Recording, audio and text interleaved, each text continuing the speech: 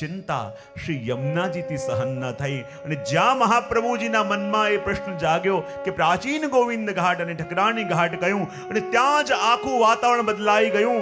સુંદર મંદ મંદ વૃષ્ટિ થવા લાગી. સુંદર કોયલ મોર પપીહા સુંદર અવાજ કરવા લાગ્યા અને જ્યાં સુંદર માહોલ બની ગયું. મંદ મંદ વૃષ્ટિ થઈ રહી છે, સર્વત્ર સુગંધ વ્યાપી રહી છે અને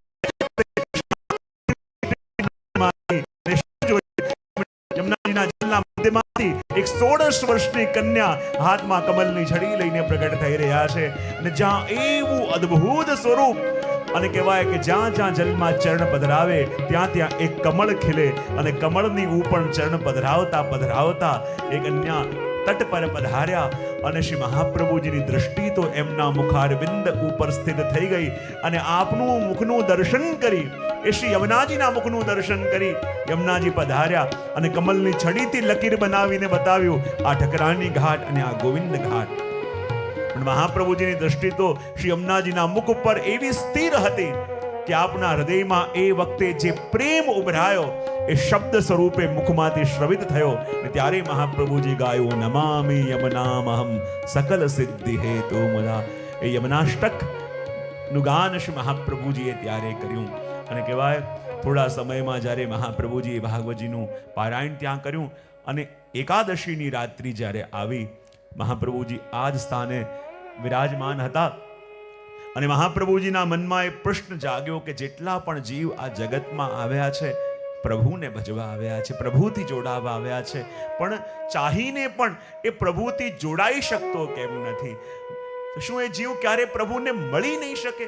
જ્યારે ચિંતા મહાપ્રભુજીને થઈ તો કહેવાય શ્રાવણ શુક્લ એકાદશીના મધ્ય રાત્રિએ સ્વયં પ્રભુ શ્રી મહાપ્રભુજીની સામે પ્રગટ થયા અને પ્રગટ થઈ આપે બ્રહ્મ સંબંધની આજ્ઞા કરી અને કહ્યું કે આપ જીવને બ્રહ્મ સંબંધ આપો, ચાહે કેવો પણ જીવ કેમ ન હોય.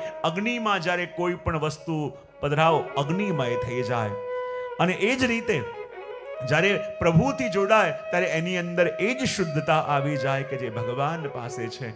અને જ્યારે આ બ્રહ્મ સંબંધની આજ્ઞા પ્રભુએ કરી અને જ્યારે પ્રભુના દર્શન થયા ને ત્યારે દર્શન કરીને યમુનાજીના દર્શન થયા ત્યારે યમનાષ્ટકની રચના થઈ અને પ્રભુના દર્શન થયા ત્યારે મધુરાષ્ટકની રચના થઈ. અધરમ મધુરમ મદનમ મધુરમ. એ મધુરતાનું દર્શન, એ મધુરતાનો અનુભવ શ્રી મહાપ્રભુજીએ કર્યો અને એ મધુરાષ્ટકમની એની અંદર વર્ણન થયું.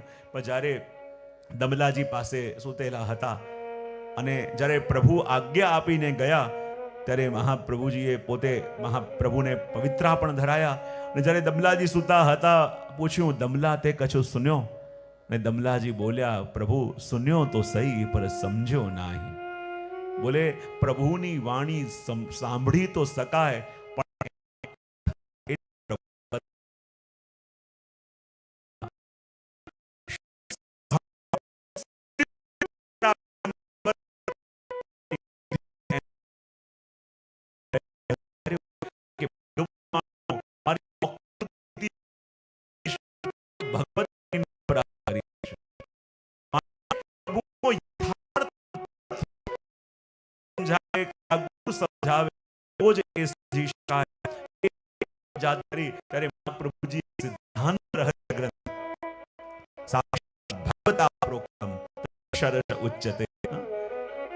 અને સાક્ષાત પ્રભુએ જે આજ્ઞા કરી એ જ હું આ અક્ષરશઃ કહું છું એમ સિદ્ધાંત રહસ્ય ગ્રંથ કરીને આપને ભણાવ્યો.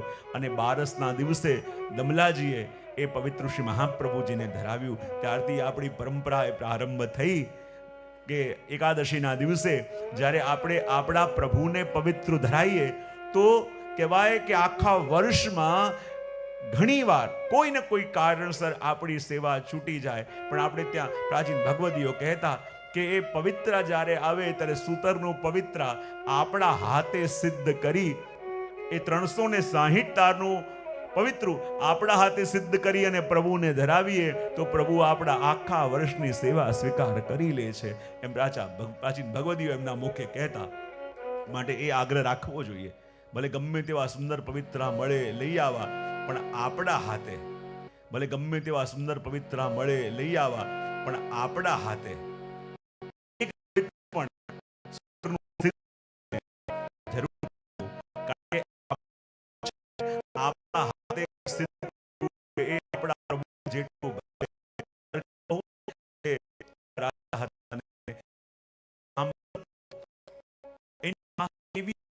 કસુંબલ રંગની પાગ, એવો સુંદર કસુંબલ રંગ.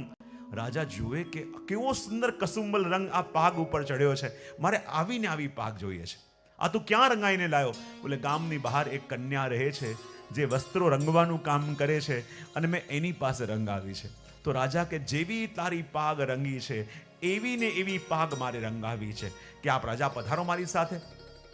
એ કન્યાની પાસે ગયા અને કહે કે જો આ મારો મંત્રી છે, એની જેવી પાગ, જેવો કસુંબલ રંગ અને જેવા રંગની છટા આવી રહી છે ને, મારે એવી ને એવી પાગની છટા, એવો જ રંગ મારે જોઈએ છે. પેલી કન્યાએ જેટલો રંગ એમાં લીધો એટલો રંગ આમાં લીધો, જેવું વસ્ત્ર લીધું એવું જ વસ્ત્ર લીધું, રંગ્યું. પણ જ્યારે તૈયાર થયો ત્યારે રાજાને એ આનંદ ના આવ્યો કે એ છટા નથી જે આમાં છે. ફરી રંગ, ફરી નવું વસ્ત્ર એવું ને એવું લીધું, એટલું રંગ લીધું, એ જ રીતે રંગ્યું, ફરી પાગ બાંધી. બોલે આમાં એ આનંદ નથી કે જે પેલા મારા મંત્રીના પાગમાં છે. 3 વાર કર્યું. બોલે રાજા જેટલું આમાં લીધું છે એટલો ને એટલો રંગ તમારી સામે આમાં લીધો, એ જ વસ્ત્ર લીધો. તો પણ રાજા કહે કે જે વસ્તુ આ યુવાનના મસ્તક પર પાગમાં દેખાય છે એ રંગ, એ છટા મારી પાગમાં કેમ નથી આવતી?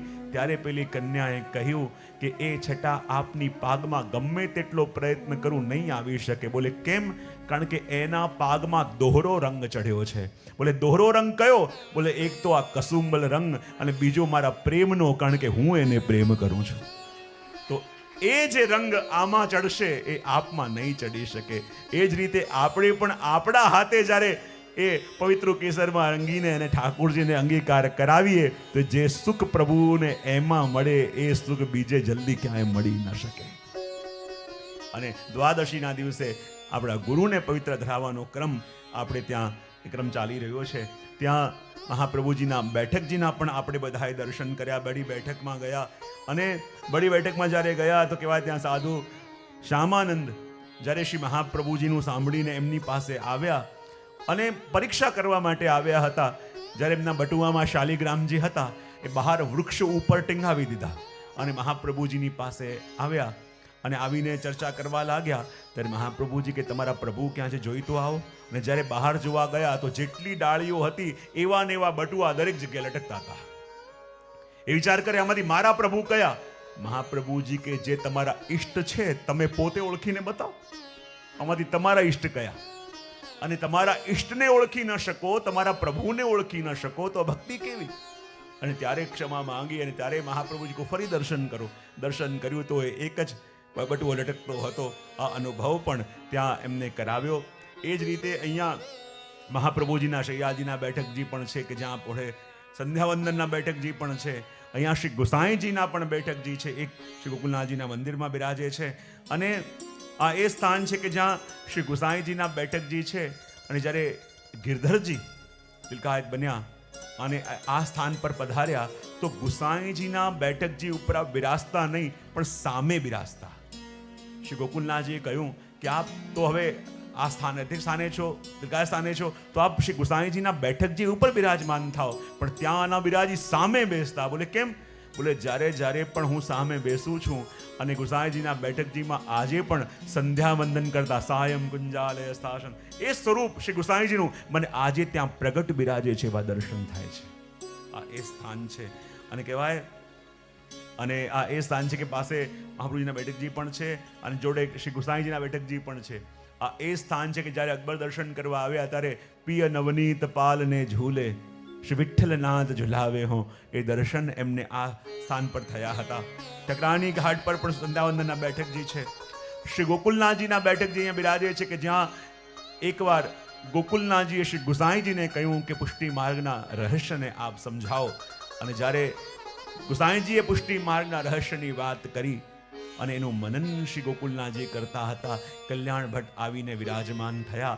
4 ઘડી વ્યતીત થઈ ગઈ. ગોકુલનાથજી પૂછ્યું તમે આપ ક્યારે આવ્યા? બોલે હું તો 4 ઘડી પહેલા આવ્યો. પણ આપ કંઈ વિચારતા હતા? બોલે શું? બોલે આજે શ્રી ગુસાઈજીએ પુષ્ટિ માર્ગના સિદ્ધાંત કયા એનું મનન હું કરતો હતો. ને ત્યારે કલ્યાણ ભટ્ટે કહ્યું કૃપાનાથ અમને પણ અધિકારી જાણી આપ એનું રહસ્ય અમને સમજાવો. ને ત્યારે ગોકુલનાથજીએ એ 24 વચનામૃતોની આજ્ઞા કરી.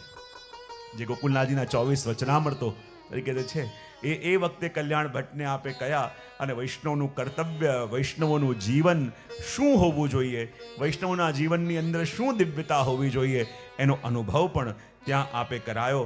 અને આ સ્થાનની અંદર અનેક લીલાઓ થઈ છે, કારણ કે આ શ્રીમદ ગોકુલ છે. અને ગોકુલ છે તો આપણે પ્રભુના પ્રાગટ્યનું પણ દર્શન કરીએ. અને પ્રાગટ્યનું દર્શન કરીને પછી થોડોક 15-20 મિનિટનો આપણો બીજો વિશેષ ક્રમ પણ છે. આનંદ છે, આજે આપણા અતિથિ વિશેષ પણ આવેલા છે. જુહુ હવેલી વલ્લભનિધિથી મુખિયાજી, તેના ટ્રસ્ટીગણ પણ આવેલા છે. અને બીજો પણ આજે અમુક ક્રમ છે, એ બધો પણ આપણે કરવાનો છે. પણ જ્યારે ગોકુલની અંદર પ્રભુનું પ્રાગટ્ય થયું તો બોલે પ્રભુ શા માટે પ્રગટે, પ્રભુ કેમ પ્રગટે અને પ્રભુના પ્રાગટ્યનું કારણ શું? શ્રી મહાપ્રભુજી કહે છે ને કે જો ભગવાન દરેકની અંદર છે તો અંદર રહેલા ભગવાન દરેકના દોષોને દૂર કરી શકે કે ના કરી શકે? હા કે ના તો પાડો. હા પાડી કે ના પાડી?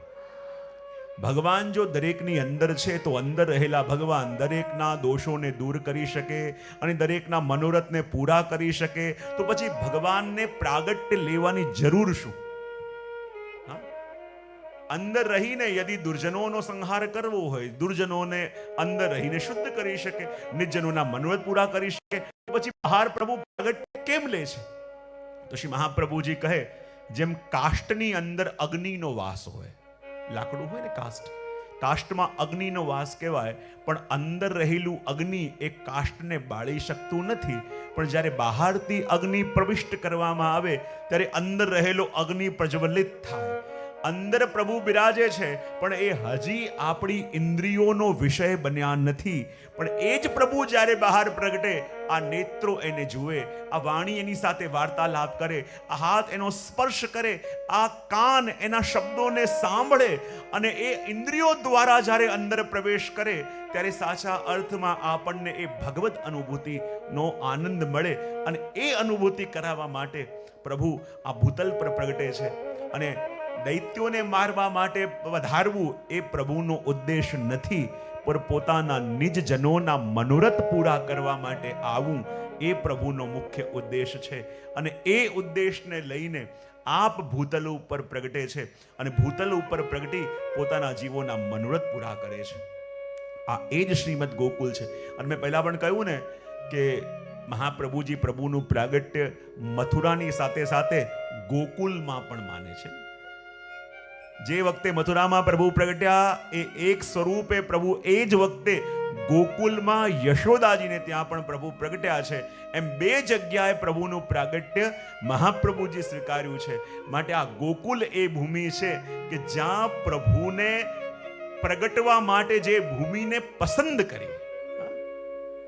જો એક હોય કે આવે અને એક હોય, વૈકુંઠમાં તો પ્રભુ નિત્ય બિરાજે છે, પણ આ ગોકુલ એ ભૂમિ છે જ્યાં પ્રભુએ પ્રાગટ્ય લેવાનો વિચાર કર્યો.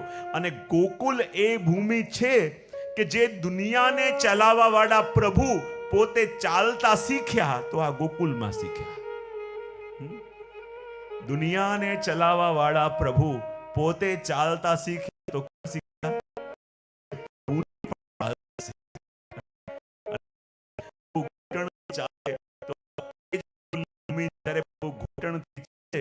અને સંગમરમરની ઉપર જ્યારે પ્રભુ ચાલે છે તો પ્રભુનું પ્રતિબિંબ અંદર પડે છે.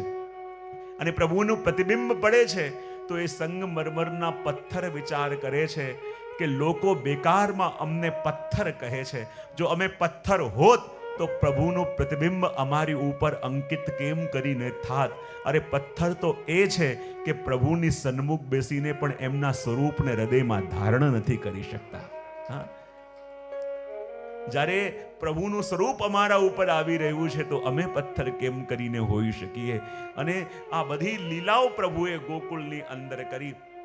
અને એટલા માટે તો જ્યારે પ્રભુ ગોકુલને છોડીને પધાર્યા તો ઘણા લોકો કહેતા હતા કે જુઓ તો ખરા, પ્રભુ એમના સ્વજનોને છોડીને ચાલ્યા ગયા, એમના પરિવારજનોને છોડીને ચાલ્યા ગયા, પાછા ક્યારે પધાર્યા નથી.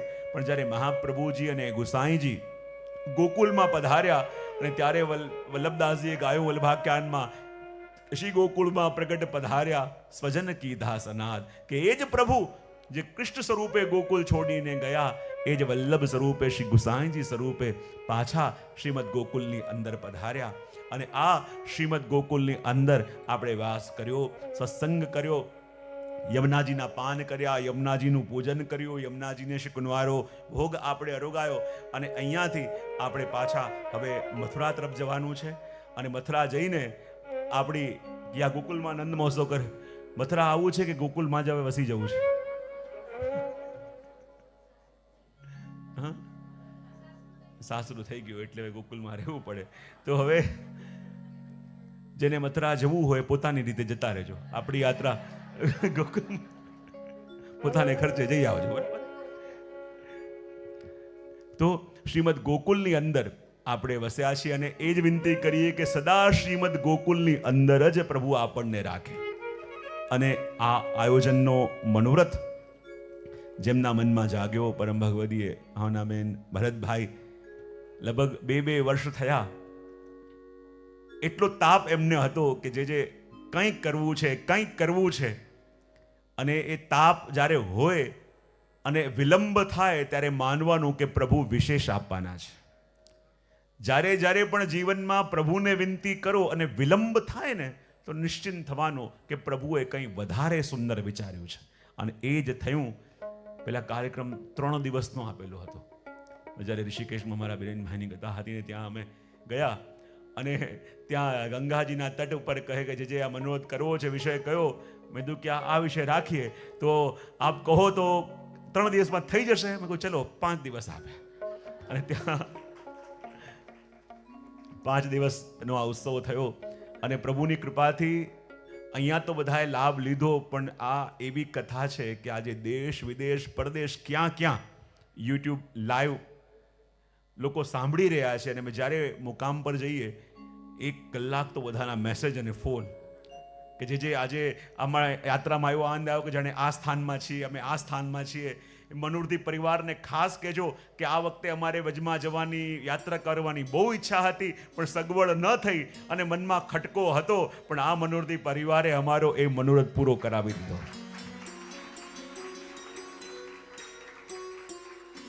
અને જો યાત્રાઓ તો આપણે ગમે તેટલી કરીએ પણ યાત્રા કરાવી અને વૈષ્ણવને સાથે લઈને વજનો આનંદ લેવો, વજનો સુખ લેવો, એ જ્યારે પ્રભુ કૃપા કરે તો સંભવ થાય.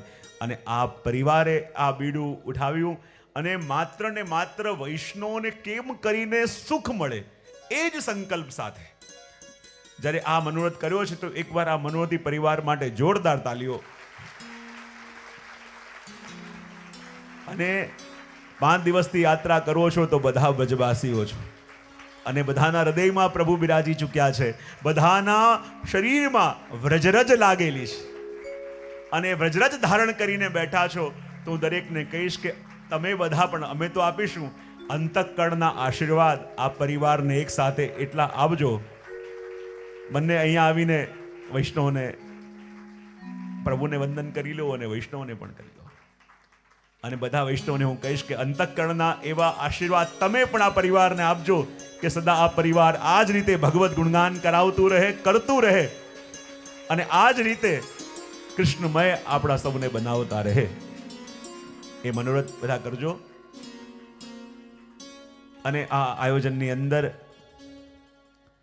અમારો મુકામ પણ પ્રકાશભાઈ અને એમને ત્યાં તો, અને ખૂબ એમણે પણ અમારું ધ્યાન રાખ્યું અને ખૂબ સુંદર રીતે એમને વ્યવસ્થા કરી. અને જે પણ અહીંયા પ્રત્યક્ષ રીતે, પરોક્ષ રીતે જોડાયા, જે પણ આમણે પોતાનો સહયોગ અહીંયા આપ્યો એ દરેકને પણ ખૂબ ખૂબ અમે શુભકામના અને આશીર્વાદ આપીએ છીએ. અને એ જ વિનંતી પ્રભુના ચરણોમાં કરીએ છીએ કે આ વ્રજયાત્રા આપ સૌના હૃદયમાં સદા માટે ફલિત રહે. અને નિશ્ચિત માનજો કે આ 5 દિવસોમાં આપણે 84 કોષની પરિક્રમા એક સાથે કરીને આવ્યા છીએ. કાશભાઈ, તમે બંનેને ખૂબ ખૂબ આશીર્વાદ આપું છું. બંનેને ખૂબ સેવા બંને થઈ છે. અને એ જ વિનંતી પ્રભુના ચરણોમાં કરી મારી વાણીને શ્રી યમુનાજીના યુગલ ચરણારવિંદમાં સમર્પિત કરું છું કે એમની કૃપાથી એ જ વિનંતી કરીએ કે ધન્ય શ્રી યમુના કૃપા કરી શ્રી ગોકુળ ભજ સુખ આપજો. બસ એ જ સુખ આપણા હૃદયમાં સદા માટે રહે. એ જ વ્રજ આપણા સદા માટે રહે, એ જ વિનંતી સાથે હું મારી વાણીને અહીંયા વિરામ આપું છું. બોલે શ્યામ સુંદર શ્રી અમને મહારાણી જી કી જય.